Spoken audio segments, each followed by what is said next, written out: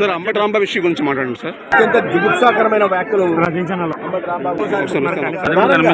తనకన్నా వయసులో పెద్ద వ్యక్తి, 70 సంవత్సరాలు కలిగిన నాయకుడిని పట్టుకొని అటువంటి జుగుప్సాకరమైన సభ్య సమాజం హర్షించని విధంగా మాట్లాడడం బట్టి ఆ పార్టీ సంస్కృతి ఏముందో లేదా వారి అతని వ్యక్తి ఎవరైతే ఇటువంటి వ్యాఖ్యలు చేశారో అతని ఏంటంటే మానసిక స్థితి ఏ రకంగా ఉందనే విషయాన్ని మనం అర్థం చేసుకోవాల్సింది. ప్రజాస్వామ్యంలో లేదా రాజకీయ క్షేత్రంలో ఇతర రాజకీయ పార్టీలని రాజకీయ ప్రత్యర్థులుగా చూడాలి కానీ శత్రువులుగా చూసే విధానం మంచిది కాదు.